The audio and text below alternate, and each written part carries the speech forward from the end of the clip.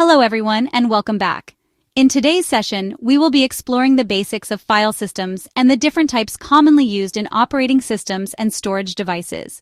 A file system controls how data is stored, organized, and retrieved on drives like HDDs, SSDs, USBs, and optical disks.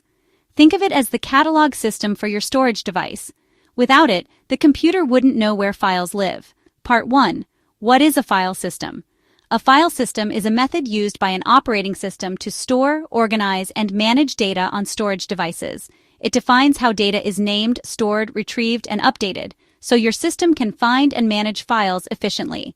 Think of it as a library catalog.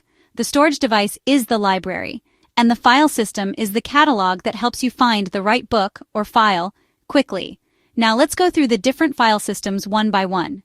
1. FAT, File Allocation Table. Developed in the late 1970s by Microsoft, versions include FAT12, FAT16, and FAT32. Common on USB drives and memory cards. It's lightweight and simple, but not efficient for very large storage. FAT32 has a 4 GB maximum file size limit. FAT remains useful on older or embedded devices due to simplicity and wide compatibility. 2. exFAT, Extended File Allocation Table, introduced by Microsoft to improve on FAT32. It supports much larger files and partitions, making it common on modern USB drives and SD cards. exFAT bridges the gap between FAT32 and NTFS for cross-platform removable storage. 3. NTFS, New Technology File System. Default for Windows since Windows XP. Supports file permissions, encryption, and compression. Also includes journaling and large file support. NTFS is more secure and reliable than FAT or exFAT, but has limited native support on non-Windows systems. 4. HFS and HFS Plus for macOS. Apple developed HFS originally, later replaced by HFS Plus, which added journaling and better support for larger files. HFS Plus was widely used until Apple introduced APFS in 2017 as its replacement. 5. The ext family for Linux, developed for Linux.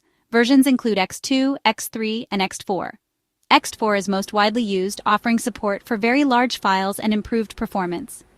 Ext file systems are known for stability, speed, and journaling. Linux users pick ext4 for reliability in desktop and server environments. Its design optimizes allocation and metadata handling for performance and recovery. 6. UDF, Universal Disk Format. Used for optical media like CDs, DVDs, and Blu-ray discs. It replaced older ISO 9660 standards.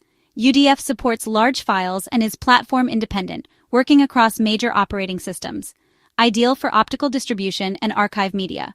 Part 3. Choosing the right file system. Each file system has strengths and weaknesses depending on device and OS. For Windows PCs, NTFS is usually best. For Linux, ext4 is most reliable. For cross-platform external drives, exFAT offers broad compatibility. For optical disks, UDF is standard. And for older or embedded devices, FAT32 may still be used. So to sum up, a file system acts like a catalog for your storage device. Different file systems serve different purposes depending on device and OS. Understanding them helps choose the right format for efficiency, compatibility, and performance. Thank you for watching, and I'll see you in the next session. If you found this helpful, like and subscribe for more tech lessons.